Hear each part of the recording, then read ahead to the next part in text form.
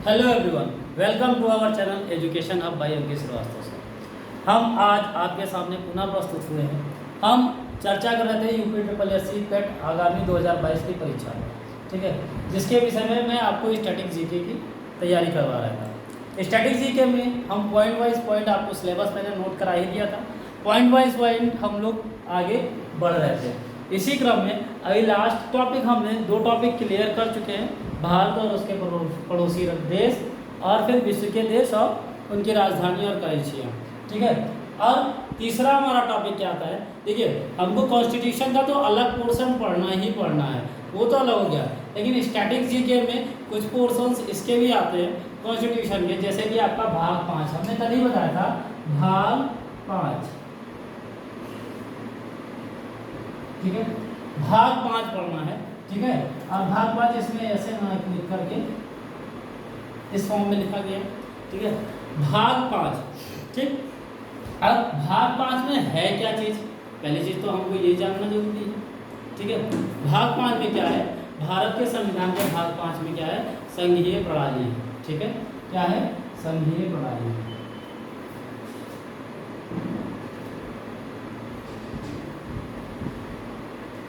संघीय प्रणाली का मतलब क्या होता है, संघ का मतलब यहाँ पे सीधा सीधा सा होता है केंद्र, क्या होता है, केंद्र होता है, संघ का सीधा सीधा मतलब होता है यहाँ पे केंद्र। और दूसरी चीज जानने वाली सबसे बड़ी चीज, ये किस अनुच्छेद से किस अनुच्छेद तक का है, ये अनुच्छेद 52 से लेकर के आपका 151 तक का, ठीक है। यानी आपको लगभग 100 आर्टिकल्स इसमें देखने हैं। और इस संविधान का समझ लीजिए एक तरीके से, जैसे आर्टिकल नंबर 19 को संविधान की आत्मा कहा गया, आर्टिकल नंबर 32 को बी आर अम्बेडकर ने संविधान की आत्मा कहा है, प्रस्तावना को मतलब उद्देशिका को जवाहरलाल नेहरू जी ने बताया है, ठीक है। तो ऐसे ही अगर हम लोग देखें तो संविधान का अगर एप्रिसिएंट्स अगर देखें तैयारी करने वाले, तो भाग 5 हमारे लिए मोस्ट इम्पॉर्टेंट है, क्योंकि इसमें संघ आ जाती है, यानी संसद, राष्ट्रपति, राज्यसभा, ठीक है, लोकसभा, सारे चीज आ जाते हैं इसमें। तो यानी जितना भी कार्यपालिका है वो सारी की सारी इसी आर्टिकल्स के अंदर आती है, भाग 5 के अंदर है, ठीक है। तो संघीय प्रणाली इसमें आती है, या कह सकते हैं हम संसदीय प्रणाली भी कह सकते हैं इसको हम,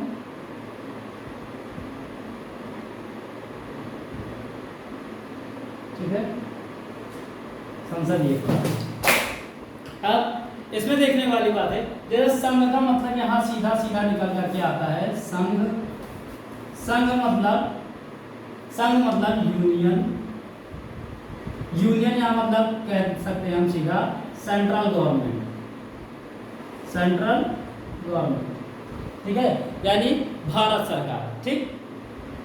यहाँ पे हम सीधा सीधा इसको क्या कह सकते हैं, सेंट्रल गवर्नमेंट, ठीक है।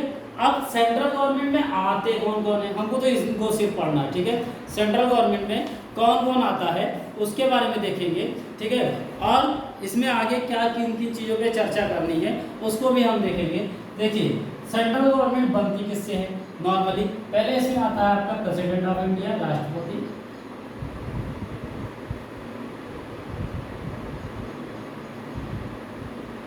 और उपराष्ट्रपति आता है,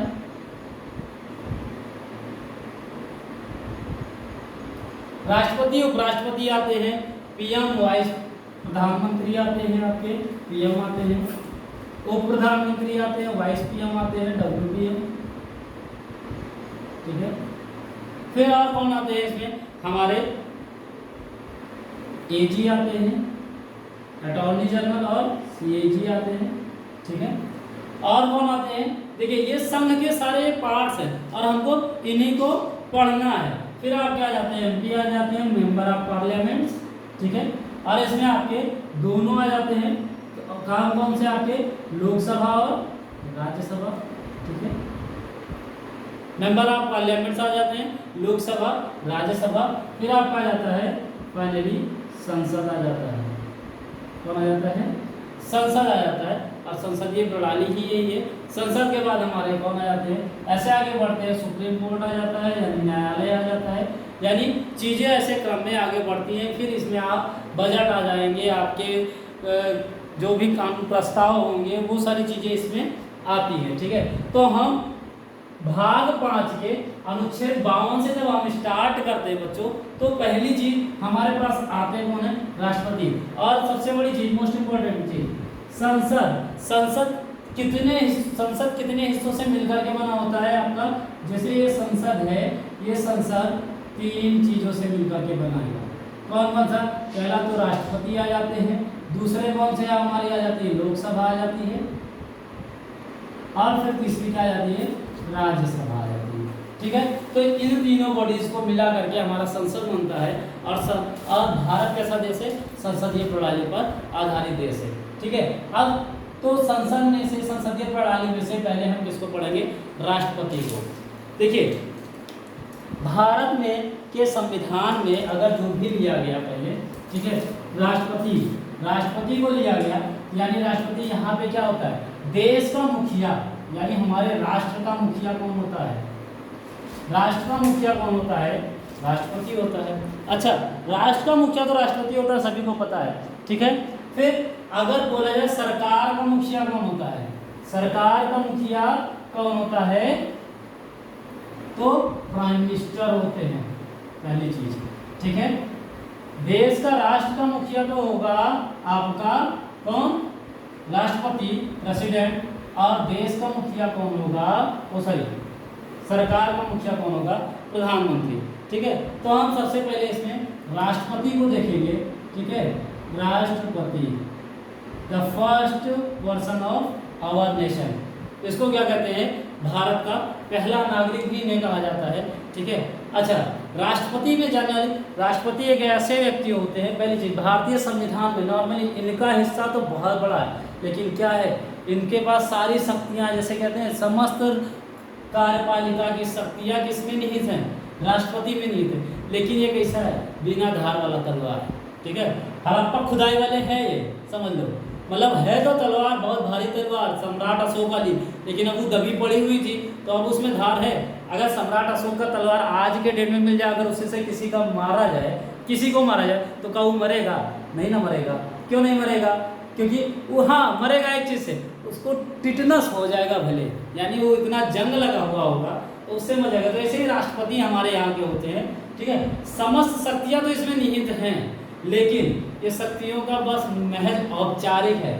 ठीक है, वास्तविक राष्ट्रीय शक्तियाँ किसके पास निहित होती हैं? प्रधानमंत्री के पास। ठीक है, और ये कैसे? बिना धार वाले तलवार हैं। ठीक है, तो राष्ट्रपति को पढ़ेंगे हम यहाँ पे। भारत का एक राष्ट्रपति होगा। अब देखो, ये किस अनुच्छेद से लेकर के किस आर्टिकल तक का राष्ट्रपति के बारे में उपबंध हमारे कॉन्स्टिट्यूशन ऑफ इंडिया में, तो इसको जानने के लिए हम क्या करेंगे? हम एक ट्रिक का यूज करते हैं, और नॉर्मली ये आर्टिकल 52 से 61 के मध्य में होते हैं। ठीक है, अब आर्टिकल 52 से 61 के बीच में होते हैं। आपको सिर्फ एक छोटी सी ट्रिक याद रखनी है। कौन सी ट्रिक? पकानी कोका, मेरे साथ बोलिएगा, पकानी कोका द्वयोदशम,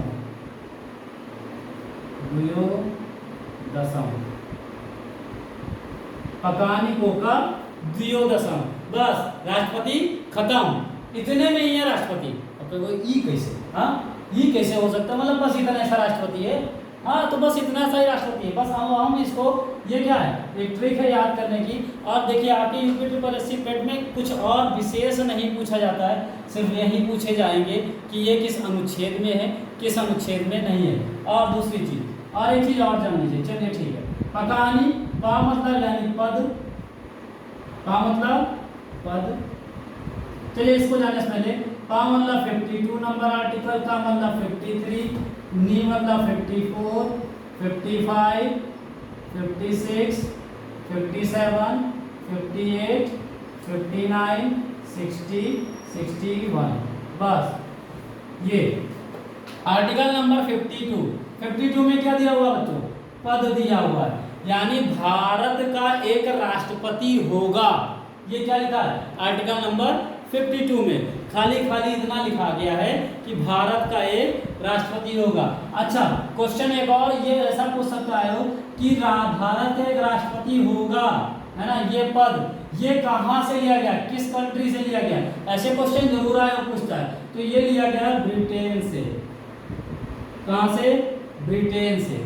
यानी भारत में एक राष्ट्रपति होगा और राष्ट्रपति की कैसी शक्तियां होंगी, वो चीज जैसे ब्रिटेन की क्या है, महारानी है, ठीक है, वैसे ही भारत का एक राष्ट्रपति होगा, उसका पद है। कार्य का मतलब क्या होता है बच्चों, यहाँ पे कार्य, उसके कार्य क्या होंगे, कार्य क्या होंगे, ठीक है। फिर निर्वाचन, राष्ट्रपति का निर्वाचन कैसे होगा। देखिए दो चीजें क्वेश्चन में याद रखिएगा, क्या राष्ट्रपति, देखिए 3 वर्ड आते हैं आपके, एक आता है आपका चयन आता है, एक आता है आपका नियुक्त आता है, और एक आता है आपका निर्वाचित, ठीक है। तो भारत का एक राष्ट्रपति होगा तो ये किस पद्धति के, क्या उसका चयन होता है कि वो नियुक्त किया जाता है या निर्वाचित होता है, ठीक है। तो भारत के राष्ट्रपति क्या होते हैं बच्चों, निर्वाचित किए जाते हैं, ठीक है, इनका निर्वाचन होता है। इनकी निर्वाचन की पद्धति भी बताएंगे क्या होती है, एकल, संक्रमण या अनुपातिक पद्धति द्वारा होती है, ठीक है। तो वो चीजें अलग की विषय है, वो अभी आगे देखा जाएगा। तो निर्वाचित होता है। अच्छा, भारत के प्रधानमंत्री क्या होते हैं, चयनित किए जाते हैं, निर्वाचित किए जाते हैं कि नियुक्त किए जाते हैं। हाँ, भारत के प्रधानमंत्री नियुक्त किए जाते हैं कि चयनित किए जाते हैं कि निर्वाचित किए जाते हैं। चलिए इस क्वेश्चन का आंसर आप कमेंट बॉक्स में छाप दीजिएगा, फिर इसको हम आगे बताएंगे, ठीक है, कि निर्वाचित। अब ये तो हमने आपको बता दिया कि निर्वाचित होते हैं कौन, हमारे राष्ट्रपति। भारत का प्रधानमंत्री निर्वाचित नहीं होता है, ठीक है, हम उसको चुन करके नहीं भेजते, हमने चुन करके क्या किसको भेजा, एमपीज को भेजा, नॉट अ प्राइम मिनिस्टर। हर घर मोदी का जो चल रहा था, तो हमने मोदी को नहीं चुना है एज अ प्राइम मिनिस्टर, ठीक है, हमने मोदी को निर्वाचित नहीं किया है एज अ प्राइम मिनिस्टर, हमने उनको तो सिर्फ बनारस का क्या बना दिया है, मेंबर ऑफ पार्लियामेंट बना दिया है, ठीक है। अच्छा, और एक चीज और, राष्ट्रपति क्या होते हैं, ये किसी भी सभा के सदस्य नहीं होते हैं, ठीक है, मतलब सदस्य नहीं होते हैं, से का कॉन्सेप्ट क्या होता है, ये होते तो हैं लेकिन सभा में ये उपस्थित नहीं होते हैं, ठीक है। यानी किसी भी ऐसे मुद्दे पे ये काम या वोटिंग या कोई भी ऐसा चीज नहीं कर सकते हैं, ठीक है। तो निर्वाचन हो गया। नेक्स्ट हमारा क्या आता है, कोका, यानी को मतलब कोटा, इनका कोटा क्या क्या होता है, को मतलब कोटा, ठीक है, पद, कार्य, निर्वाचन, कोटा, और इनका फिर ये इसका का मतलब होता है कार्यकाल। देखिए याद रखिएगा ध्यान से, इसका मतलब होता है कार्यकाल, कितने वर्षों तक का राष्ट्रपति का कार्यकाल होगा, ठीक है। हाँ, ये चीज है, भारत में राष्ट्रपति कितने भी बार तक चुने जा सकते हैं। जैसे आपके कभी क्वेश्चन पूछा जा सकता है, ठीक है, कि कौन से ऐसे प्रेसिडेंट हैं जो एक से ज़्यादा बार भारत के प्रेसिडेंट रहे हैं, तो कौन है, डॉक्टर राजेंद्र प्रसाद। ये याद रखिएगा, डॉक्टर राजेंद्र प्रसाद। डॉक्टर राजेंद्र प्रसाद क्या है, एकमात्र ऐसे राष्ट्रपति हुए हैं जो क्या हुए हैं, 2 बार लगातार कंटिन्यू भारत के राष्ट्रपति के रूप में इन्होंने कार्य किया है। उनके बाद तो ऐसे फिलहाल कोई नहीं आए हैं, लेकिन इस संबंध में संविधान में कुछ नहीं लिखा गया है, ठीक है, यानी दोबारा से हो सकते हैं, ठीक है। फिर ये देखिए यही आता है, दू का मतलब दोबारा निर्वाचन, दोबारा चुने जा सकते हैं, ठीक है, दोबारा चुने जा सकते हैं। फिर आपका आर्टिकल नंबर 58 में क्या आता है, योग्यता क्या क्या होनी चाहिए, योग्यता क्या क्या होनी चाहिए, वो भारत का नागरिक होना चाहिए, दिवालिया नहीं होना चाहिए, किसी लाभ के पद पर नहीं आसीन होना चाहिए, ठीक है। तो ऐसे व्यक्ति ही क्या हो सकते हैं, आपके प्रेसिडेंट के लिए उम्मीदवार हो सकते हैं। फिर आपकी क्या क्या है, कंडीशन, दशम का मतलब क्या होता है, दशा, दशाएं क्या क्या हैं, ठीक है, कंडीशन क्या क्या है, और फिर क्या आ जाता है, शपथ, क्या आ जाता है, शपथ,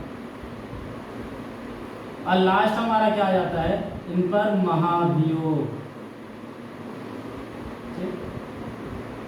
तो पद, कार्य, निर्वाचन, कोटा, कार्यकाल, दोबारा, योग्यता, दशा, शपथ और महाभियोग, ये सारे बस इतने ही आर्टिकल्स हमको याद रखने हैं। अब इनको हम क्या करेंगे, ये तो एक शॉर्ट फॉर्म में आपके एग्जाम में यही सीधा सीधा पूछा जाएगा कि प्रधानमंत्री का राष्ट्रपति का कार्यकाल किस आर्टिकल के तहत दिया गया है। तो आप सीधा 56 आप मार दोगे। उम्मीद करते हैं कि आपको इस ट्रिक के माध्यम से चीजें आसान हो जाएंगी याद करना, ठीक है। महाभियोग किस आर्टिकल के तहत राष्ट्रपति पर चलाया जा सकता है, तो 61 के तहत, ठीक है। दूसरी चीज फिर क्या है, पद किस में है, तो आपका आर्टिकल नंबर 52। फिर कहाँ से लिया गया है, ब्रिटेन से लिया गया है, ठीक है। ये कहाँ से लिया गया है, ब्रिटेन से लिया गया है, ओके। फिर आगे देखते हैं आर्टिकल नंबर 52 तो ये हो गया। अब आर्टिकल नंबर 53 क्या कहा जाता है, कार्य। इनका क्या है मतलब 53 क्या कहता है बच्चों, आर्टिकल नंबर 53 ये क्या कहता है कि समस्त कार्यपालिका की शक्तियां क्या होंगी, राष्ट्रपति में निहित होंगी। समस्त, नोट कर लीजिएगा, समस्त कार्यपालिका की शक्तियां, कार्यपालिका की शक्तियां राष्ट्रपति में निहित होंगी।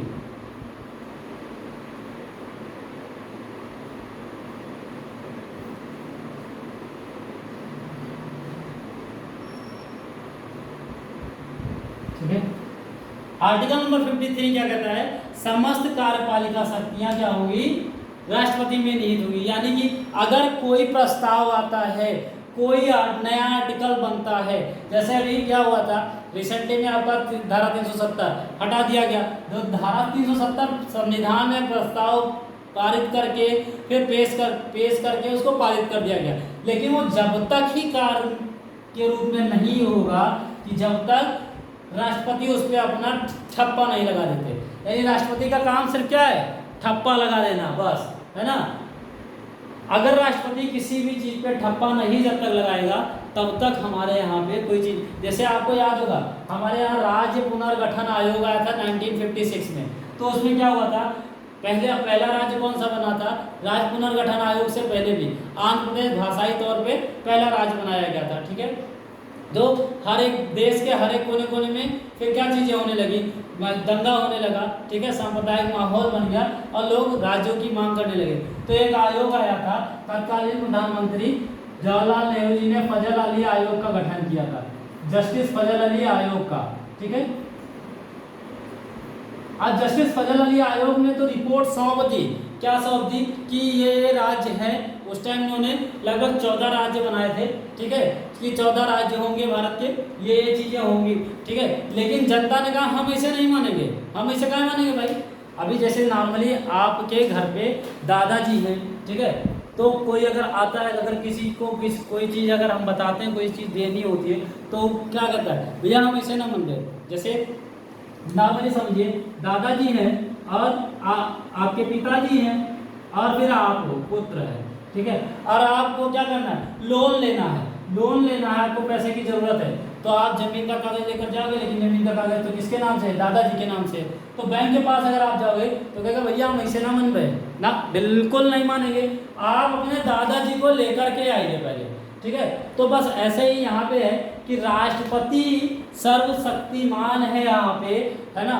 जब तक कि क्या है, कोई भी आर्टिकल आपका, कोई भी एक्ट तब तक एक्ट के रूप में काम नहीं करेगा जब तक राष्ट्रपति ने उस पर अपनी मुहर ना लगा दी हो, ठीक है। तो ये तो हो जाता है आपका आर्टिकल नंबर 52, जिसमें क्या कहते हैं, समस्त कार्यकारी शक्तियाँ क्या होती है, राष्ट्रपति में निहित होती है, ठीक है।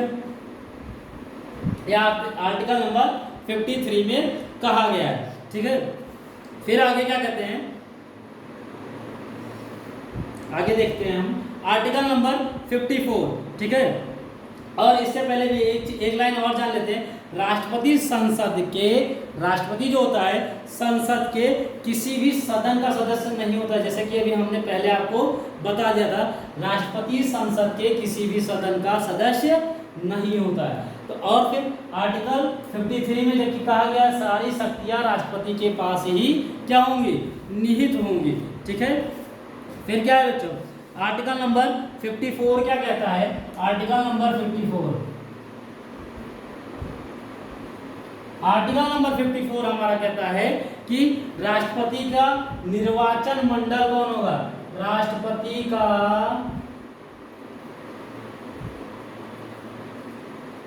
का निर्वाचन मंडल।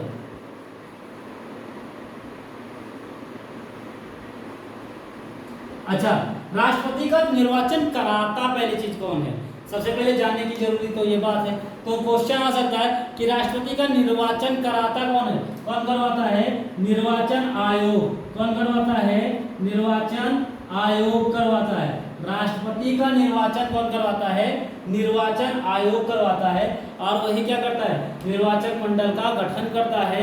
और भारत के राष्ट्रपति का निर्वाचन होने के लिए निर्वाचन मंडल का होना जरूरी है। अब निर्वाचन मंडल में शामिल कौन कौन होते हैं? सम्मिलित किसको किसको किया जाता है? का हम आप जा सकते हैं राष्ट्रपति को कि हम भैया राष्ट्रपति का चुनबे ना, हमारे आपके पास वो अथॉरिटी नहीं है। हमने क्या किया? अपना रिप्रेजेंटेटिव चुन करके भेज दिया। वो कहेगा, जैसे कभी कभी होता है ना, कहते भैया तू बैठो हम लेके आए थे। जैसे क्या होते हैं, फूफा जी आए घर में, राष्ट्रपति फूफा जी हैं, फूफा जी आते हैं घर में, तो क्या होता है? अब फूफा जी आए घर पे तो क्या होगा?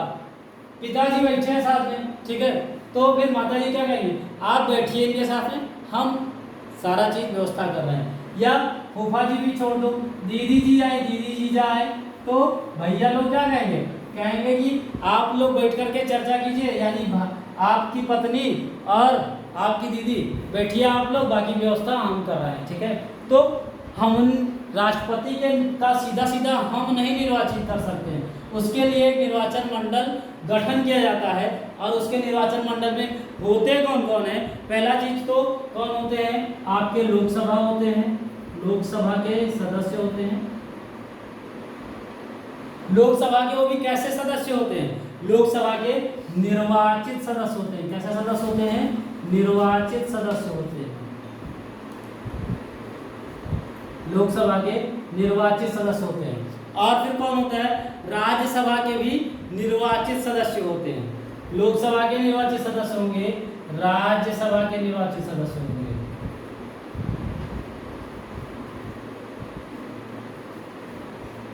राज्यसभा के भी निर्वाचित सदस्य होंगे।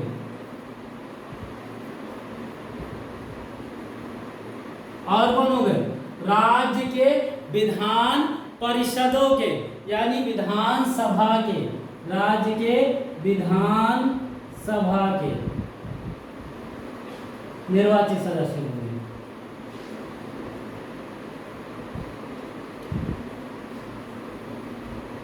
ये तीनों लोगों के सदस्य, वो भी कैसे?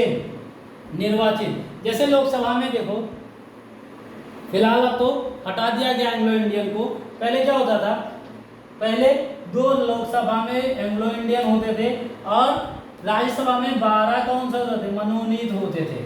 यानी जो खेल कला साहित्य के, उसे लेकर के राष्ट्रपति द्वारा मनोनयन कर दिया गया जाता था, ठीक है। तो क्या हुआ? हम जब राष्ट्रपति का चुनाव होने को की बारी आई तो संविधान में देखा गया कि भैया 12 लोग तो ये चुन लिए, 3 और 2 को इधर ये चुन लेते हैं, ठीक है। तो 14 लोग तो ऐसे ही हो जाएंगे, ठीक है। तो 14 लोगों का भी वोट मिल जाएगा, तो पक्षपात हो जाएगा। यानी जिसको हम चुनेंगे, अब जिसको कि तुम क्या करोगे? जिसको तुमने अपने अंडरटेकिंग में नौकरी दे दी, वो किसको वोट देगा? आप ही को ना देगा, क्योंकि आपने उसको क्या दिया? लाभ करवाया, तो आप ही का गुणगान करेगा। तो इस वजह से इनको क्या किया गया? इनको नेगलाइट कर दिया गया। उसमें साफ साफ दर्शा दिया गया है क्या? कि निर्वाचित सदस्य होंगे। कैसे? निर्वाचित सदस्य होंगे, एमपीज होंगे जिनको चुन करके भेजा गया है, और एमएलएज होंगे, ठीक है, जिनको जनता द्वारा चुन करके भेजा गया है, यानी निर्वाचित होकर के गए हैं, इलेक्शन में जीत करके गए हैं, ठीक है। तो राष्ट्रपति के निर्वाचन मंडल में कौन कौन आते हैं? लोकसभा के निर्वाचित सदस्य आते हैं, राज्यसभा के निर्वाचित सदस्य आते हैं, और विधानसभा के निर्वाचित सदस्य आते हैं, ठीक है। और क्या चीजें होती हैं? और देखिए, फिर इसके बाद में इनका निर्वाचन होता कैसा है? इनका निर्वाचन कैसा होता है? पूरी तरीके से गोपनीय होता है। कैसा होता है? गोपनीय होता है, ठीक। यानी गोपनीय क्या मतलब? अप्रत्यक्ष रूप से होता है, अप्रत्यक्ष रूप से होता है, अप्रत्यक्ष रूप से होता है। जैसे हमको क्या अपने एमएलए को चुनना है तो क्या हम प्रत्यक्ष रूप से तो जाते हैं, गांव प्रधान को चुनना होता है तो किसको प्रत्यक्ष रूप से जाते हैं, बैलेट पेपर पे ये ठप्पा लगाए और हम जानेंगे कि किसको किसको वोट दे रहा है, ठीक है। तो प्रत्यक्ष रूप से होता है, लेकिन ये अप्रत्यक्ष रूप से होता है। कैसे? जनता द्वारा ही चुने जाते हैं, लेकिन क्या है, जनता द्वारा चुने गए रिप्रेजेंटेटिव जाते हैं, किसको चुनते हैं, राष्ट्रपति को चुनते हैं। हम डायरेक्ट नहीं चुनते हैं राष्ट्रपति को, ठीक है। तो यहाँ पे अप्रत्यक्ष रूप से होता है इनका चुनाव, ठीक है। आप देखो, ये लोग हो गए निर्वाचन मंडल में, कौन कौन भाग ले सकते हैं इसके, ठीक है। कौन कौन भाग नहीं ले सकता है, तो एक तो एंग्लो इंडियन हो जाएंगे, 2 लिख दिया हमने, 12 मनोनीत हो जाएंगे, और कौन हो जाएगा, विधान मंडल हो जाएगा, विधान मंडल हो जाएगा, ठीक है, सॉरी विधान परिषद हो जाएगा, विधान परिषद, मंडल तो दोनों मिलकर के बनते हैं, ठीक है। विधान परिषद इसमें, अब विधान परिषद क्यों नहीं भाग ले सकता है, देखिए भारत में कुल कितने विधान परिषद हैं, अभी तो फिलहाल 7 ही हैं। क्यों? अच्छा, ये क्यों नहीं ले सकता है, इसलिए इनको नहीं रखा गया कि भैया 7 जगह पे है विधान परिषद। अभी भारत में जो 28 राज्य हैं, 28 राज्य में क्या है, विधान परिषद तो है नहीं, खाली 7 जगह पे है। तो यहाँ पे बवाल हो जाएगा, लड़ाई भिड़ जाएंगे, सब कहेंगे कि भैया हमारे यहाँ पे विधान परिषद दो, है ना, और अभी उनके यहाँ विधान परिषद बना नहीं है, ठीक है। तो फिर उसके वजह से भी बवाला खड़ा हो जाएगा, पूरी तरीके से भिड़ जाएगा, हम चुनाव कैसे चुन ले वो भाई, जब तुम्हारे यहाँ पे विधान परिषद है ही नहीं, ठीक है।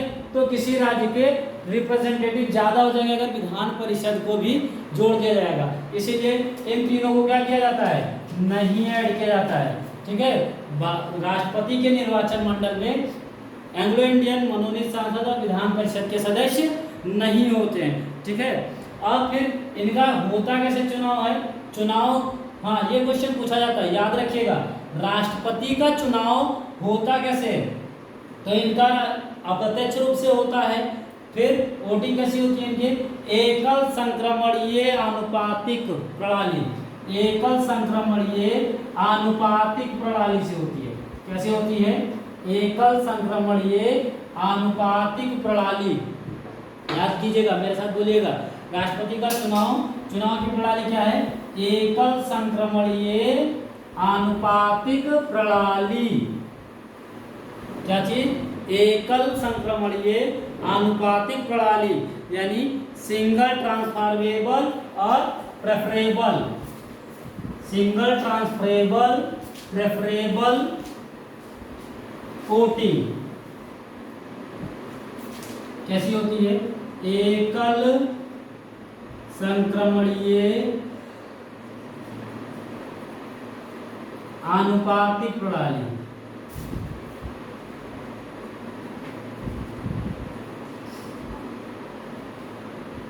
ठीक, यानी सिंगल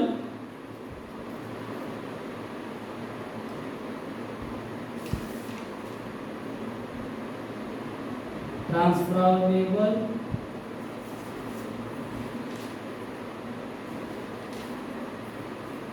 प्रेफरेबल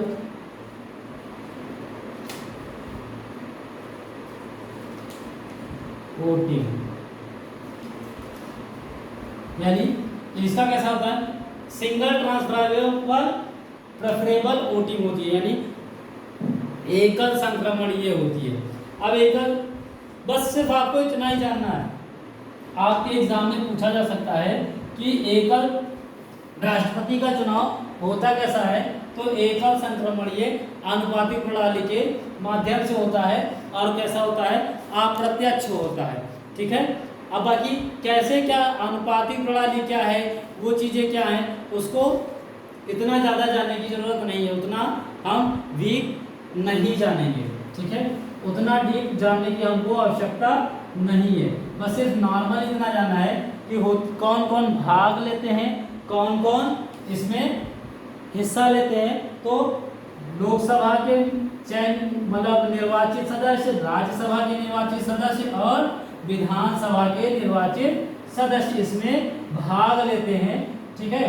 और कौन कौन नहीं लेता है, जितने भी मनोनीत सांसद हैं वो भाग नहीं लेते हैं, एंग्लो इंडियन नहीं लेते हैं। फिलहाल एंग्लो इंडियन का पद तो समाप्त कर दिया गया है, तो उसको उतना ध्यान देने की कोई बात ही नहीं है, ठीक है। और कौन नहीं होता है, विधान परिषद नहीं होते, ठीक है। फिर इनका क्या आ जाता है, हमारा अगला आर्टिकल कौन सा आ जाता है, हमने 52, 53, 54 को देख लिया। अब हमको 55 को देखना है। किसको? 55 को देखना है, ठीक। तो 55 में क्या दिया है कि इनमें कोटा मतलब रीति क्या होती है ना, निर्वाचन की रीति क्या होती है, ठीक है। यानी अब आर्टिकल नंबर, अनुच्छेद नंबर 55 में क्या है, आर्टिकल नंबर 55 में क्या दिया गया है कि निर्वाचन की रीत कैसी होती है, उसको भी हमने बता दिया कैसी होती है। अप्रत्यक्ष होती है, अप्रत्यक्ष होती है, आनुपातिक होती है, आनुपातिक, एकल संक्रमणीय होती है,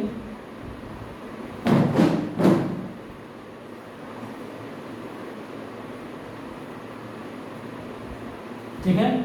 आनुपातिक एकल संक्रमणीय होती है, ठीक है। यह आर्टिकल नंबर 55 हो गया। अब 56 देखते हैं, कार्यकाल कितना होता है, आर्टिकल नंबर 56। अब देखो राष्ट्रपति का कार्यकाल कितने दिन का होता है, कैसे होता है, ठीक है। इसको देखेंगे कि ये कितने समय तक रह सकते हैं, ठीक है।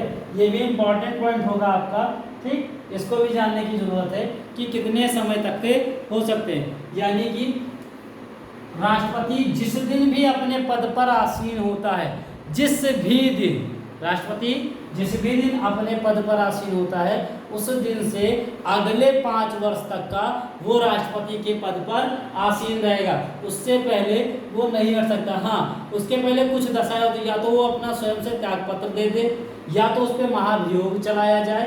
राष्ट्रपति को हटाना इतना आसान काम नहीं है। या तो उस पर महाभियोग चलाया जाए, या तो वो खुद से त्यागपत्र दे दे, या उसका किसी कारणवश देहांत हो जाए, ठीक है। तो इन सब मामले से उसको हटाया जा सकता है, अदरवाइज वो अगले 5 साल तक के वो प्रेसिडेंट आपके इंडिया के बने रहेंगे, ठीक है। तो इसमें लिख सकते हैं आप पद ग्रहण से 5 वर्ष तक, कैसा तक, 5 वर्ष तक, पद ग्रहण से 5 वर्ष तक। अच्छा, अब इसके पहले अगर राष्ट्रपति के भैया हम न रहे राष्ट्रपति, अब जाए थे हम, बहुत हो गया। हाँ, बिना मतलब का खाली राष्ट्रपति होगा, इतना पावर होगा, समझ शक्तियाँ हमारे अंदर होगी, और हमारे पास का बाबा जी का ठुल्लू कुछ नहीं है। हाँ, तो राष्ट्रपति कहेगा हम ना हो, अब हम नहीं बने होंगे, बहुत हो गया, बेवकूफ़ बना करके बन गए हम राष्ट्रपति। तो ये क्या करता है, तो उसके पहले त्यागपत्र दे देगा। तो त्यागपत्र याद रखना, क्वेश्चन पूछा जाता है, राष्ट्रपति अपना त्यागपत्र किसको देते हैं, तो राष्ट्रपति त्याग देकर पदमुक्त हो सकता है, उसके लिए कोई रोक तो नहीं है। अब देखो सबसे बड़ी चीज जानने वाली चीज है कि त्यागपत्र देगा किसको, राष्ट्रपति त्यागपत्र किसको देता है अपना, यहां से ऐसे लिख लो, उपराष्ट्रपति को देता है। किसको देता है, उपराष्ट्रपति को। त्यागपत्र अपना किसको देगा, उपराष्ट्रपति को, ठीक है। अब ये चीज हो गई। अब और किस तरीके से राष्ट्रपति को हटाया जा सकता है, किस तरीके से, राष्ट्रपति पर महाभियोग चला करके हटाया जाता है। महाभियोग भी चलाना ऐसा मामूली नहीं है ना, विशेष बहुमत के साथ में महाभियोग चलाया जाता है, ठीक है। अब एक चीज और, अगर राष्ट्रपति क्या करे, त्यागपत्र दे दे, तो फिर भारत का राष्ट्रपति कौन काम करेगा, उपराष्ट्रपति करेंगे, वाइस प्रेसिडेंट ऑफ इंडिया करेगा। अगर बाय चांस उपराष्ट्रपति भी मौजूद नहीं है उस टाइम, तब फिर कौन करेगा, CJI, कौन, चीफ जस्टिस ऑफ इंडिया, ठीक है, चीफ जस्टिस ऑफ इंडिया, ठीक है। तो अभी एक क्वेश्चन और आप देख लीजिएगा कि भारत के कौन सी चीफ जस्टिस ऑफ इंडिया कौन ऐसे थे जिन्होंने राष्ट्रपति का पद संभाला था, ठीक है। राष्ट्रपति का पद किन्होंने संभाला था, इसको देखना होगा। ठीक है, तो ये चीज़ें आप कमेंट बॉक्स में लिख दीजिएगा कि कौन से ऐसे सीजेआई थे जिन्होंने भारत के राष्ट्रपति का पद संभाला था। तो आर्टिकल नंबर 56 आपका यहाँ तक हो गया। आर्टिकल नंबर 57 देखेंगे, आर्टिकल नंबर 57 देखेंगे, इसको ऊपर लिखा रहने देते हैं, आप यहीं से ध्यान से देखते रहिएगा। आर्टिकल नंबर 57, आर्टिकल नंबर 57 क्या कहता है, पुनर्निर्वाचन के समय, जैसे अभी हमने यहाँ लिखा था दोबारा लिखा ही था, ठीक है, तो दोबारा मतलब पुनर्निर्वाचन। आर्टिकल नंबर 57 क्या कहता है कि क्या राष्ट्रपति पुनः निर्वाचित किए जा सकते हैं? जी हाँ, बिल्कुल चुने जा सकते हैं, कई बार चुने जा सकते हैं। इस संबंध में संविधान ने कुछ ये नहीं कहा है कि ज़्यादा से ज़्यादा कितने बार किए जा सकते हैं, ज़्यादा से ज़्यादा कुछ नहीं दिया है, उसमें सीधा दिया है कि दोबारा चुने जा सकते हैं। यानी आर्टिकल नंबर 57 क्या कहता है, आर्टिकल नंबर 57 क्या कहता है, राष्ट्रपति दोबारा पुनः निर्वाचित किए जा सकते हैं। अब किसी को अच्छा लग गया तो दोबारा लड़ जाएगा, दोबारा से खड़ा हो जाएगा, जीत जाएगा, ठीक है। अब आर्टिकल नंबर फिर 58 क्या कहता है कि योग्यता क्या क्या होनी चाहिए। आर्टिकल नंबर 58 क्या कहता है दोस्तों, आर्टिकल नंबर 58 क्या क्या कहता है कि कितना पढ़ा लिखा होए, कहाँ होए, क्या क्या योग्यता रखनी चाहिए। पहली चीज़ तो क्या होनी चाहिए, इनकी सिर्फ एक योग्यता है कि वो क्या हो, भारत का नागरिक हो, ये तो सभी के लिए है। और क्या हो, मिनिमम क्या हो, 35 वर्ष का की आयु क्या कर चुका हो, पूरी कर चुका हो। दूसरा क्या है, पागल संकी ना हो, दिवालिया ना हो, यानी रुपया लेके ना भाग गया हो, जैसे कौन, माल्या, माल्या आवे कल को, कौन, विजय माल्या कल को आवे या तो वो कहे कि भैया हम भारत के राष्ट्रपति बन गए, तो वो बन सकता है, नहीं ना बन सकता है। हाँ, वो तो ससुराल इससे चोर, हाँ, भारत का पैसा लेकर के फरार हो गया और उसको राष्ट्रपति बना दे तो क्या करेगा, वो देशों में पेट डालेगा। हाँ, इतना बेईमान आदमी है, ठीक है। फिर आपका आर्टिकल नंबर 59 क्या आ जाता है, इसमें आ जाता है दशा क्या क्या है, यानी आर्टिकल 59 में क्या कहता है, आर्टिकल नंबर 59 क्या कहता है कि इनको कितना रुपया दिया जाएगा, यानी इनका वेतन भत्ता। देखिए, राष्ट्रपति एक ऐसे व्यक्ति है जिनका वेतन क्या हो, आपके इसमें कॉन्स्टिट्यूशन ऑफ इंडिया में निर्धारित दिया गया है, और इनका शपथ भी कॉन्स्टिट्यूशन ऑफ इंडिया में अलग से दिया गया है। बाकी और सभी के शपथ क्या तीसरी अनुसूची में है, ठीक है। तो इनका वेतन भत्ता, और इनका वेतन भत्ता कितना होता है, लगभग 5 लाख के आसपास, 5 लाख रुपया इनका वेतन होता है, ठीक है। अब आर्टिकल नंबर 60 क्या कहता है, आर्टिकल नंबर 60 क्या कहता है बच्चों, इनके शपथ के बारे में कहता है, ठीक है, कि भारत के राष्ट्रपति के शपथ का प्रारूप, आर्टिकल नंबर शपथ का प्रारूप आर्टिकल नंबर 60 में दिया हुआ है, ठीक है। और इनको शपथ दिलवाएगा कौन, सबसे बड़ी चीज, शपथ कौन दिलवाएगा, कौन दिलवाएगा, CJI, chief justice of India, CJI. Bharat के राष्ट्रपति को शपथ कौन दिलवाता है, सीजेआई। अगर इनके सीजेआई नहीं उपस्थित हैं तो वहां के कौन, वरिष्ठ जस्टिस ऑफ इंडिया, ठीक है। अगर सीजेआई नहीं है तो सर्वोच्च न्यायालय के वरिष्ठ सर्वोच्च न्यायालय के यानी सुप्रीम कोर्ट के वरिष्ठ न्यायाधीश,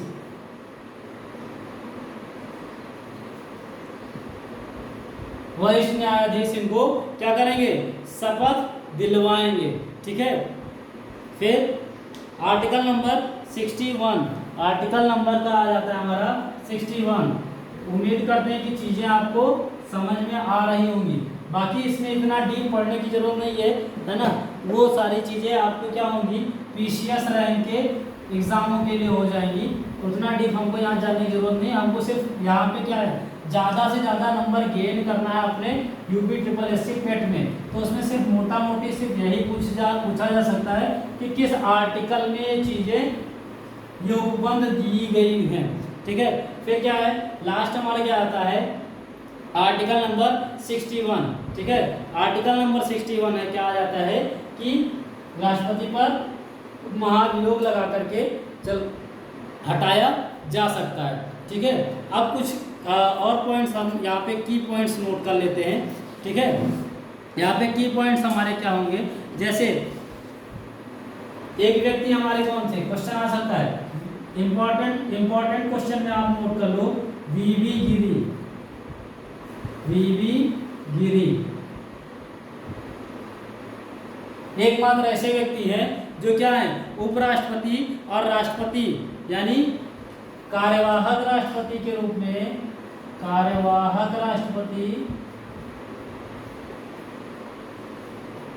और राष्ट्रपति दोनों के रूप में इन्होंने पद पर आसीन हुए हैं।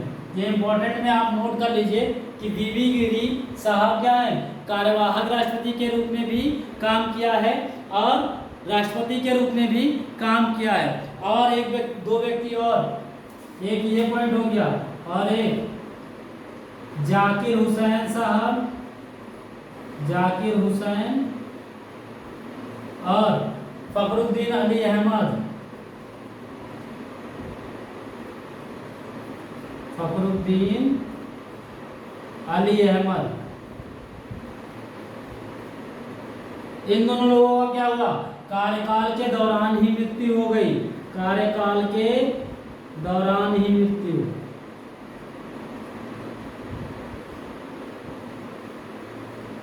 ठीक है, कार्यकाल के दौरान ही इन दोनों की मृत्यु हो गई।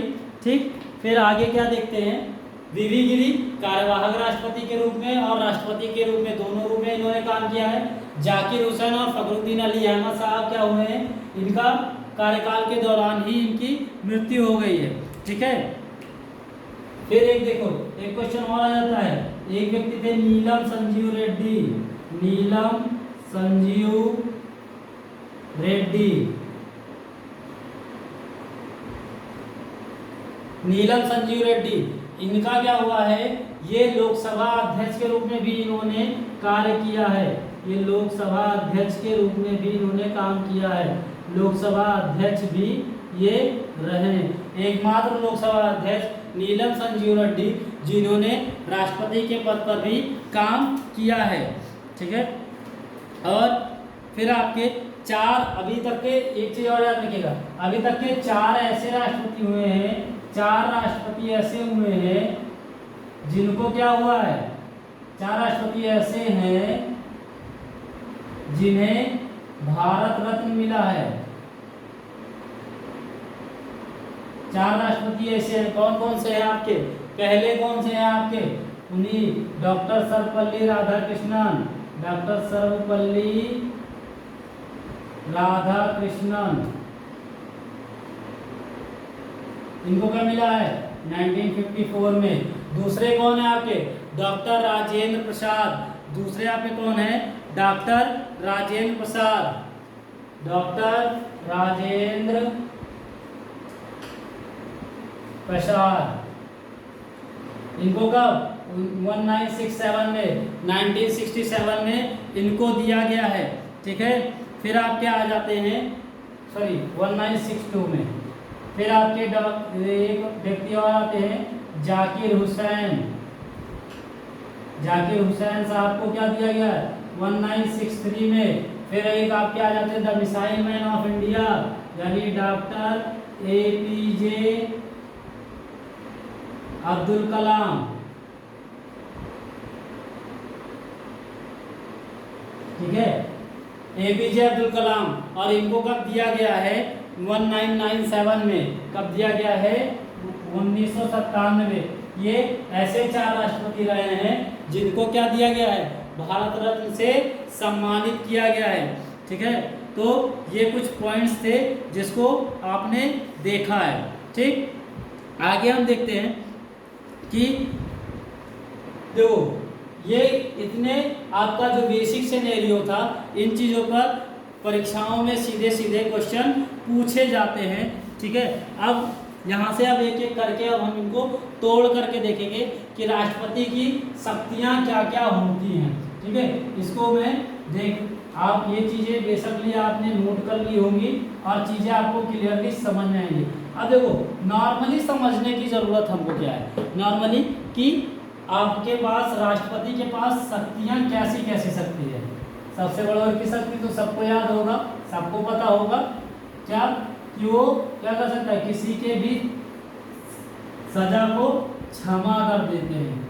ठीक है, किसी के भी सजा को राष्ट्रपति क्या कर देते हैं, क्षमादान दे सकते हैं। ठीक है, तो देखो और देखो जैसे हमने अभी पूछा था कि प्रधानमंत्री का क्या होता है, प्रधानमंत्री का क्या होता है, चयन किया जाता है कि नियुक्त किया जाता है कि निर्वाचित किया जाता है।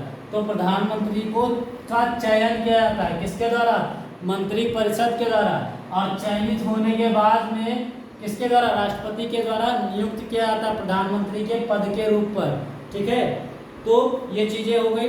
अब देखो इसकी शक्तियां क्या क्या है, राष्ट्रपति की शक्तियां क्या क्या है। राष्ट्रपति के पास पावर का है, बहुत पावरफुल आदमी है। हाँ, ऐसे नॉर्मली हमका हिस्सा वैसा ना समझो, हम बड़े काम की चीज़। ठीक है, तो बहुत बड़े काम की चीज़ है ये। ठीक है, इनके पास और इनकी शक्तियाँ अभी हमने बताया ही था कि किसमें है, आर्टिकल नंबर 53 में। ठीक, तो ये कर क्या क्या सकते हैं, देखिए पहली चीज तो इनकी शक्तियाँ क्या है, ये मंत्री परिषद का गठन कर सकते हैं, मंत्री परिषद का गठन। ठीक है, पहला काम मंत्री परिषद का ये गठन करेंगे। फिर दूसरा काम, हालांकि मंत्री परिषद का गठन तो ही नहीं करते, लेकिन सिफारिश किसकी होती है, प्रधानमंत्री की। तो जिसको जिसको बताएंगे वही को सीधा कह देंगे, बस एक नाम मात्र का होता है कि गठन ये करते हैं। फिलहाल इनका कुछ नहीं होता है, ये खाली बस मुहर लगाते चले जाते हैं, लो भैया तुम ले जाओ, लो भैया तुम, बहुत दाता आदमी होते हैं। ठीक है, फिर राज्यपाल की नियुक्ति भी नहीं करते हैं, इन्हीं के द्वारा होती है। राज्यपाल को, राज्य के राज्यपाल को इन्हीं चुनते हैं। नेक्स्ट किसको, भारत के महान न्यायवादी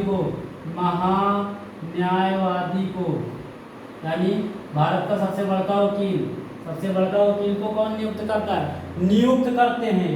मंत्री परिषद का गठन करते हैं, राज्यपाल को नियुक्त करते हैं, महान न्यायवादी को करते हैं। ठीक है, और किसको, सेंट्रल अटॉर्नी जनरल को, सीएजी को भी ये क्या करते हैं, नियुक्त करते हैं। और फिर किसको, सीएजी को करते हैं। वित्त आयोग का गठन ये करते हैं। ठीक है, वित्त आयोग का गठन कौन करता है, यही करते हैं, राष्ट्रपति करते हैं। और क्या करते हैं, ये भारत उच्च न्यायालय की न्यायाधीशों को भी ये नियुक्त करते हैं, यानी एससी के जो सीजेआई होते हैं उनको भी ये क्या करेंगे, सीजेआई की भी ये क्या करते हैं, नियुक्ति करते हैं। ठीक है, यानी बंदा बड़े काम की चीज़ है। हाँ, ये सभी को नियुक्त ही करते हैं। ठीक है, और केंद्रीय आयोग के अध्यक्ष की भी नियुक्ति है करते हैं, यानी केंद्रीय आयोग के अध्यक्ष कौन आपके, प्रधानमंत्री। केंद्रीय आयोग के अध्यक्ष को, केंद्रीय आयोग के अध्यक्ष की भी नियुक्ति इन्हीं करते हैं। ठीक है, अब देखो एक चीज और याद रखिएगा, एक लाइन नोट करके आप लिख लीजिएगा, नोट डाल करके लिख लीजिएगा, ये चीजें क्वेश्चन में पूछी जा सकती है।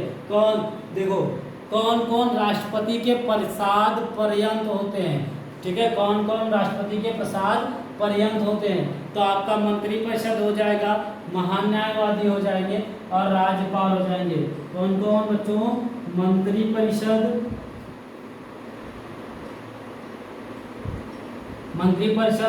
राज्यपाल और महान न्यायवादी। ये क्या होते हैं, राष्ट्रपति के प्रसाद पर्यंत होते हैं। ये राष्ट्रपति के प्रसाद पर्यंत होते हैं। ठीक है, तो फिर यहाँ तक की चीज़ें आपको समझ में आ गई होंगी। अगला टॉपिक हमारा क्या होगा, राष्ट्रपति की विधायी शक्तियाँ क्या क्या होती हैं। ठीक है, राष्ट्रपति की कॉन्स्टिट्यूशनरी पावर्स क्या क्या चीज़ होती हैं। ये तो हो गई इसकी नॉर्मल शक्तियाँ। विधायी शक्तियाँ क्या क्या चीज़ें होती हैं उसको हम देखेंगे अगले वीडियो में। ठीक है, तब तक के लिए आप हमारे इस वीडियो पे बने रहिए, इस चैनल को सब्सक्राइब कर लीजिए, बेल आइकन दबा लीजिए ताकि हमारे द्वारा दी गई वीडियोस की सबसे पहले जानकारी आपको हो।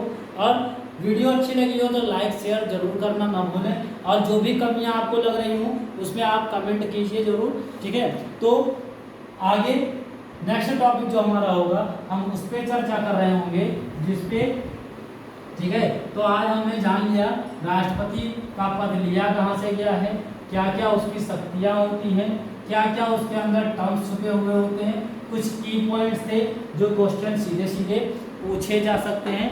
ठीक है, तो अब हम देखेंगे अगले वीडियो में, अगला टॉपिक हमारा होगा राष्ट्रपति की विधायी शक्तियाँ। ठीक है, उसके आप पढ़ते रहिए, चीज़ों को आप रिवीजन करते रहिए।